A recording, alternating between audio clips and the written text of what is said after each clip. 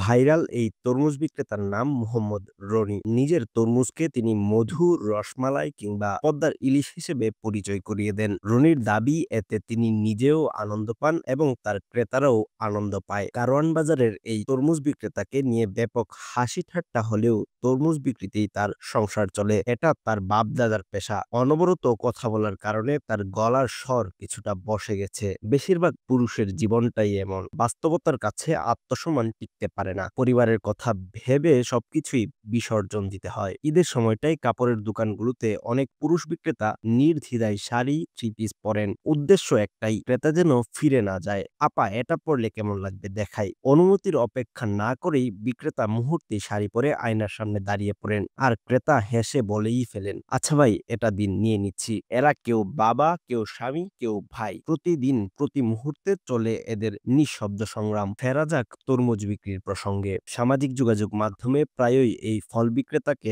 নানান অঙ্গভঙ্গিতে ফল বিক্রি করতে দেখা যায়। ক্রেতাদের দৃষ্টি আকর্ষণের জন্য কখনো জোর গলায় চিৎকার করেন, কখনো আবার টিনের থালা দিয়ে নিজের মাথায় নিজেই আঘাত করেন। তিনি মূলত ভারতের। তারা সবাই কারওয়ান বাজারের রনির মতোই জীবন সংগ্রামে নামা সাধারণ মানুষ। এদিকে তীব্র গরমে হকাররা সকাল সন্ধ্যা এক বাস থেকে আরেক বাসে দৌড়ে বেড়ান। হাতে থাকে চিপসের প্যাকেট, মাথায় ঠান্ডা পানির বোতল। এক ক্যারেটে থাকে ২৪টি বোতল। বরিশাল থেকে আসা হকার আব্দুল গনি মিয়াকে দেখলে জীবন নিয়ে আপনার কোনো অভিযোগ থাকবে না। দুইটা হাত কনুইয়ের নিচের অংশ নেই। এভাবেই তিনি পানি বিক্রি করছেন, তাও ৩০ বছর ধরে। কেননা ভিক্ষাবৃত্তি তার পছন্দ নয়। তার বর্তমান বয়স ৬০ বছর পেরিয়েছে।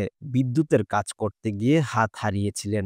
সংসারের হাল ধরার জন্য কোনো উপায় না পেয়ে রমনা এলাকায় তিনি পানি বিক্রি করে প্রতিদিন ৫০০ থেকে ৭০০ টাকা পর্যন্ত তার আয় হয়। সংসারে বউসহ তার ৩ ছেলে মেয়ে। ঢাকায় নতুন বাজার এলাকায় ভাড়া করা বাসায় থাকেন তারা। বড় ছেলে প্রাইভেট কার চালায়, আর এক ছেলে ও এক মেয়ে পড়াশোনা করে। এদিকে রিকশা চালকদের কথাই ধরুন। ব্যাটারি চালিত রিকশার যুগেও অনেক তীব্র গরমে প্যাডেল ঘুরিয়ে রিকশা চালান। মাঝে মধ্যে মনে হয় শরীর আর চলে না। কারো কারো বয়স ৬০ বছর পেরিয়েছে, কিন্তু পরিবারের কথা ভেবে বয়সের তোয়াক্কা না করে বাস্তবতা মেনে নিতে হয়। চাকরিতেও স্বস্তি নেই। ট্রাফিক পুলিশরা চামড়া পোড়া রোদে ঘন্টার পর ঘন্টা দাঁড়িয়ে ডিউটি করেন। রাজধানী ঢাকার ব্যস্ত সড়কে দিনে ৮ থেকে ১২ ঘন্টা কাজ করতে হয় তাদের। ফলে হিট স্ট্রোক থেকে শুরু করে নানা ধরনের রোগের সংখ্যায় আছেন তারা। কেউ কেউ প্রাণ হারান ঢাকা শহরের তীব্র গরমে। এভাবে কাজ করেন ৩,৫০০ ট্রাফিক সদস্য।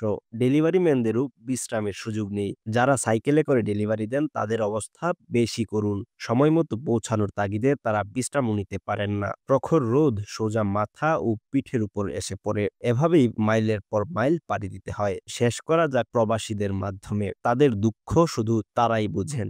দেশ এবং পরিবারকে তারা কেবল দিয়েই যান। বিনিময়ে তারা কিছুই পান না। পরিবারের কাছে তারা যেন রক্তে মাংসে গড়া জলজ্যান্ত একটা টাকার মেশিন। অনেক প্রবাসী অভিযোগ করেন পরিবার থেকে বেশিরভাগ সময় বেতনের কথা জানতে চায়। কি খাচ্ছে, কোথায় থাকছে তা নিয়ে কারোর ভাবনা নেই। এভাবেই নানান পেশার মানুষ দিনরাত এক করে আত্মমর্যাদার সীমানা ডিঙিয়ে কাজ করে যাচ্ছে শুধু পরিবারের কথা ভেবে।